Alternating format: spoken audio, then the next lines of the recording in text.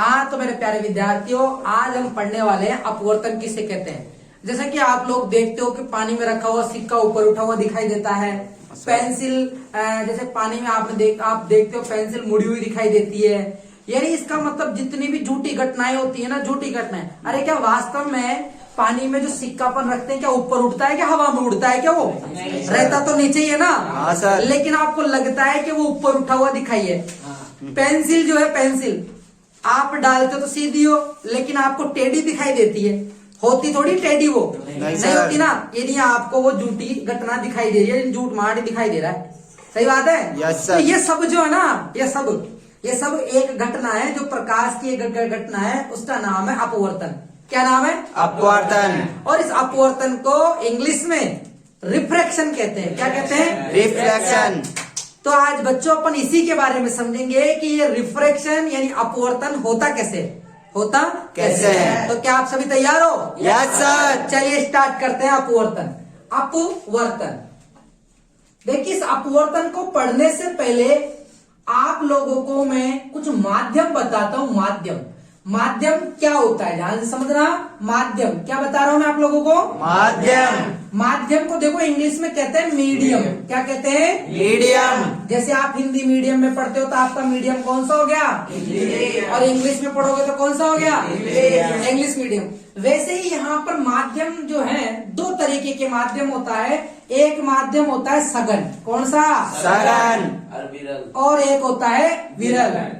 दूसरा कौन सा होता है? विरल। तो देखिए, जो सघन माध्यम है, अब थोड़ा सा इंग्लिश भी जान लेते हैं।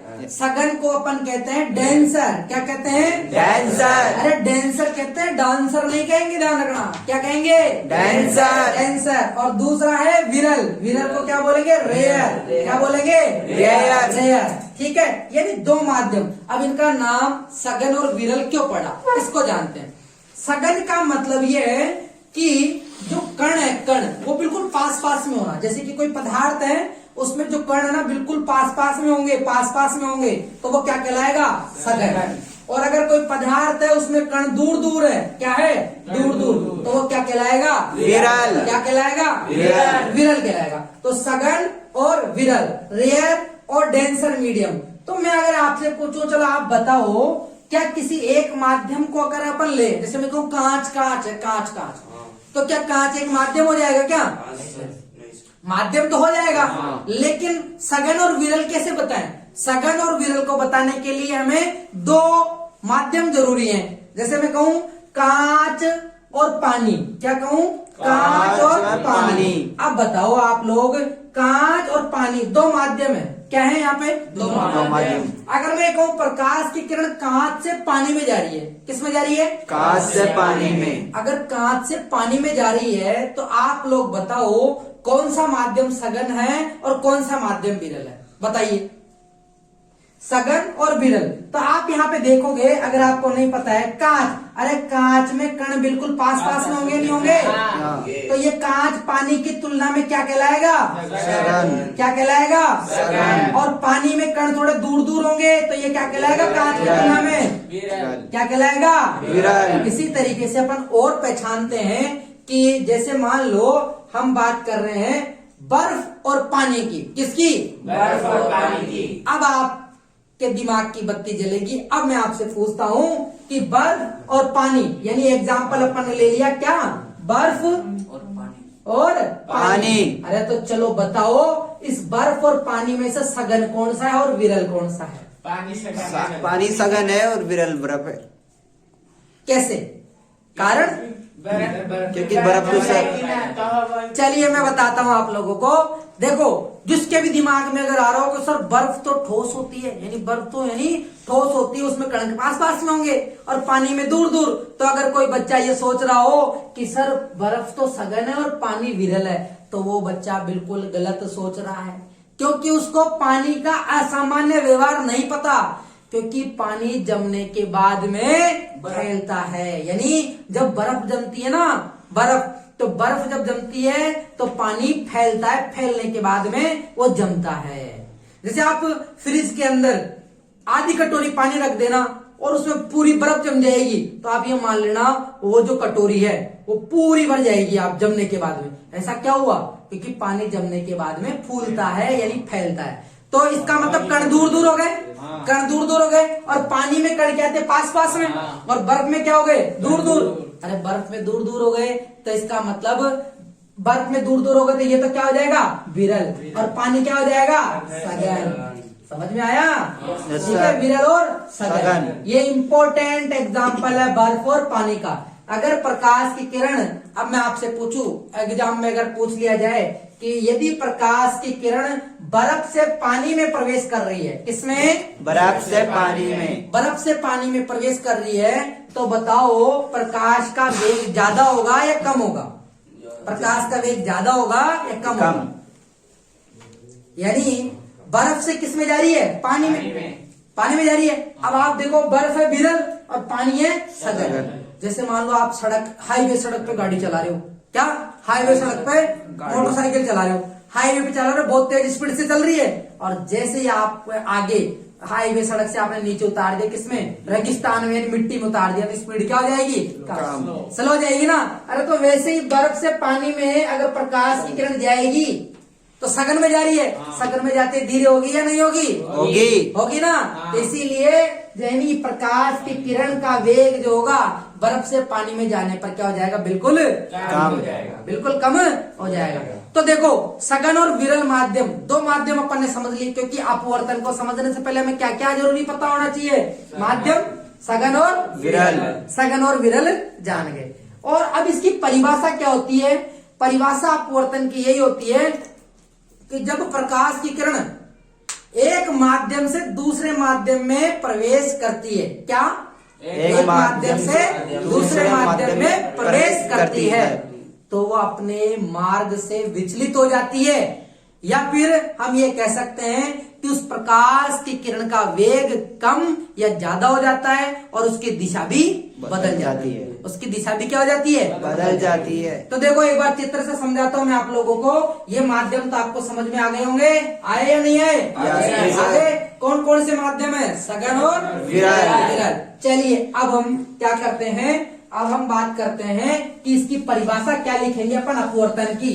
पहले तो हमने ये जाना कि सघन और विरल में क्या अंतर है, तो चलिए अपवर्तन की परिभाषा लिख देते हैं कि जब प्रकाश की किरण, जब प्रकाश किरण क्या करती है, जब प्रकाश की किरण क्या करती है बच्चों, एक माध्यम से दूसरे माध्यम में जाती है। जब प्रकाश की किरण एक माध्यम से दूसरे माध्यम में, एक माध्यम से कौन से में, दूसरे माध्यम में, दूसरे माध्यम में प्रवेश करती है, या फिर आप अपनी भाषा में लिख दो जाती है, प्रवेश करती है, तो उसकी दिशा क्या हो जाएगा, उसकी दिशा व वेग, दिशा व वेग बदल जाता है, दिशा व वेग क्या हो जाता है, बदल जाता है। यानी दो बातें याद करनी, दिशा भी बदल जाएगी और वेग भी बदल जाएगा। जैसे मान लो मैंने ऊपर मान लिया, ऊपर है कांच, ऊपर क्या है, सॉरी ऊपर कांच नहीं मानते हैं अपन, ऊपर वायु को मान लेते हैं। किसको मान लेते हैं, वायु को। और नीचे मान लेते हैं कांच को, नीचे किसको मान लेते हैं, कांच को, ठीक है। अब देखो कांच ऊपर, कांच का है नीचे और वायु का है ऊपर। अब प्रकाश की किरण ऊपर से आ रही है, वायु से आ रही है, कहां से आ रही है, वायु से ये प्रकाश की किरण आ रही है, आ रही है। पहले कौन से प्रवेश में, कौन से माध्यम में आई है, वायु में, इसमें आई, वायु में। अब आप थोड़ा सा सोच कर बताओ कि जब वायु से कांच में जा रही है, वायु से कांच में, तो आप खुद सोचो कि प्रकाश की किरण अगर वायु से कांच में जा रही है तो वेग बढ़ेगा या घटेगा, घटेगा, घटेगा, क्योंकि कांच में जा रही है, क्योंकि कांच वायु की तुलना में सघन है और वायु क्या है, विरल। तो आपको माध्यम भी पता चला या नहीं चला, चल गया ना। बहुत आसान तरीके से आपको पता चल गया कि वायु तो विरल है कांच की तुलना में, और कांच क्या है, सघन, सघन, ठीक है। अगर वायु से कांच में जाएगी तो वेग क्या होगा, कम, और जैसे ही वेग कम होगा तो वो प्रकाश की किरण की दिशा बदल जाएगी। और वो बदलेगी कैसे, देखिए दिशा बदलने का तरीका। सबसे पहले अपन क्या करते हैं, यहाँ पर ये प्रकाश की किरण आकर आपतित होती है, क्या आपतित होती है ना, यहाँ पर अपन अभिलंब डालते हैं, क्या डालते हैं, अभिलंब। देखो ये अभिलंब डाल दिया, यस सर। और अभिलंब का मतलब आप जानते हो, लंब डालने, परपेंडिकुलर लाइन खींचना 90 डिग्री वाली, खींच दिया। अब देखो ये प्रकाश की किरण यहाँ आकर क्या हुई, आपतित, आपतित हुई, इसलिए अपन इसको आपतित किरण भी बोलते हैं, ऐसा हम जानते हैं, जानते हैं। अब जब वायु से कांच में प्रवेश कर रही है तो वेग कम हुआ, वेग कम हुआ तो ये अभिलंब की ओर झुक जाएगी, क्या हो जाएगी, अभिलंब की ओर झुक जाएगी। यानी अगर ये कांच नहीं होता तो ये प्रकाश की किरण सीधी ऐसे चली जाती, लेकिन कांच के आने से, क्या, कांच के आने से ये प्रकाश की किरण अभिलंब की ओर क्या हो गई, झुक गई। यानी इस डॉट डॉट वाली लाइन को हमने क्या बोला है, अभिलंब। और जब ये प्रकाश की किरण वायु से कांच में यानी विरल से किस में आई, सघन में, तो क्या हो गई, अभिलंब की ओर झुक गई। क्या लाइन याद करेंगे अपन, अभिलंब की ओर झुक जाती है, कब, अभिलंब की ओर कब झुकती है बच्चों, अरे जब सगन में आती है, जब विरल से सघन में आती है।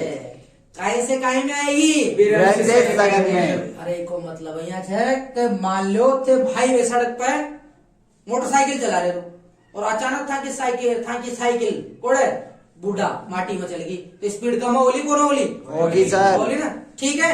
तो अहिया समझ जाओ, समझगा, तो विरल सु सघन में जाता ही कहे हो जाओ लो, प्रकाश की किरण अभिलंब की ओर मुड़ जाओ।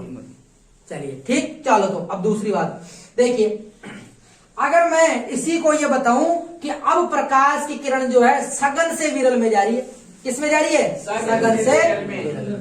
अरे सघन से विरल में जाने का मतलब है कि अब आप रेगिस्तान नहीं, आपकी साइकिल जो थी मिट्टी में थी, अब आप सीधे आपकी साइकिल को कहां दौड़ाओगे, हाईवे पे, तेज हो जाएगी स्पीड, स्पीड यानी अभिलंब से दूर भागेगी, अभिलंब से दूर भागेगी। यानी ये प्रकाश की किरण आई और यहाँ पे अपन ने ये अभिलंब डाला और ये क्या हो गई, इससे दूर भागेगी, जानी चाहिए थी ऐसे, लेकिन विरल आते क्या हो गई, दूर भाग गई, क्या कर गई, दूर भाग गई, दूर भाग गई ना, दूर भाग गई। तो इसका मतलब अभिलंब से दूर हट रही है, कब, जब सघन से विरल में आ रही है, जब सघन से विरल में जा रही है तब क्या हो गया, तब प्रकाश की किरण अपवर्तन के बाद में अभिलंब से दूर हट गई, अभिलंब से दूर हट गई। तो हमें यह भी याद करना है कि अभिलंब से दूर कब हटेगी, अभिलंब के पास में कब आएगी, अभिलंब के पास में कब आएगी। तो याद करो, दोबारा बताता हूं मैं आप लोगों को, अगर प्रकाश की किरण विरल से सघन में जाती है तो अभिलंब की ओर आ जाती है, अभिलंब की ओर आ जाती है, यानी वेग में भी कमी आती है। अभिलंब की ओर झुकेगी तो वेग में कमी आएगी, और अगर वेग बढ़ गया यानी अभिलंब से दूर हो गई तो इसका मतलब वेग बढ़ गया। अगर सघन से विरल में जा रही है तो अभिलंब से दूर हटेगी। अब मैं आपको एक शानदार सा कंसेप्ट बताता हूँ, बहुत इंपॉर्टेंट समझना। अगर मैं ये कहूं कि प्रकाश की किरण जब विरल से सघन में जा रही है तो आपतन कोण तो यह है आई, ठीक है, आपतन कोण बोलते हैं। अपवर्तन कोण यहाँ पर देखिए, ये आ गया अपवर्तन कोण, क्या आ गया, ये अपवर्तन कोण आ गया, अपवर्तन कोण। तो आप देखो इस स्थिति में अपवर्तन कोण का मान बहुत कम आ रहा है, आ रहा नहीं आ रहा, यानी विरल से सघन में जाएगी तो अपवर्तन कोण का मान कम आएगा, और जब सघन से विरल में जाएगी तो अपवर्तन कोण का मान देखिए ये कितना बड़ा आ गया ना, इसका मतलब आर का मान यहाँ पे बड़ा आएगा। आप ये भी कह सकते हो कि इस स्थिति में जब विरल से सघन में प्रकाश की किरण जाएगी, अरे क्या, विरल से सघन में जाएगी तो एंगल आई यानी आपतन कोण का मान जो होगा वो अपवर्तन कोण के मान से ज्यादा होगा, यानी ये वाला एंगल जो होगा ना इसकी तुलना में ज्यादा ही है, देख लो ज्यादा है ना। और ये यहाँ पे देखिए, यहाँ पे क्या हो रहा है, एंगल आई यानी ये वाला कोण, ये वाला कोण इससे क्या आ रहा है, कम आ रहा है। यानी जब सघन से विरल में जाती है तो क्या होता है, अपवर्तन के बाद में आपतन कोण का मान, अपवर्तन कोण का मान, यानी इनमें जो संबंध आता है वो ये आता है कि आपतन कोण तो कम हो जाएगा और अपवर्तन कोण ज्यादा हो जाएगा। अरे जाहिर से बात अभिलंब से दूर हटेगी तो एंगल बड़ा बनेगा ना, और अभिलंब की ओर झुकेगी तो एंगल कम बनेगा, कोण कम बनेगा। तो समझ में आ गया, आ गया समझ में, ठीक है। इस तरीके से हमने ये भी जान लिया कि अपवर्तन की परिभाषा क्या होती है, और अगर प्रकाश की किरण को अपन अलग अलग माध्यमों में से गुजारेंगे, अलग अलग माध्यमों में से गुजारेंगे तो प्रकाश का अपवर्तन होगा, तो अभिलंब की ओर तो झुकेगी कब, जब विरल से सघन में जाएगी, और अभिलंब से दूर हटेगी कब, जब सघन से विरल में जाएगी। यही कंसेप्ट जब आप सोच रहे थे ना कि सर वो पानी में रखा हुआ सिक्का ऊपर उठा हुआ दिखाई देता है और वो पेंसिल का मुड़ा हुआ, सब इसी पे है डिपेंड, सभी ये। अगर आपको ये दोनों चित्र आते हैं, समझ में आता है कि विरल क्या है सघन क्या है, तभी आप वो चित्र सही से बना सकते हो और आप उस कंसेप्ट को भी समझ सकते हो। ठीक है, आप लोगों को यहाँ तक समझ में आया? Yes, sir. ओके, चलिए इसके आगे की क्लास कंटिन्यू करेंगे बाद में।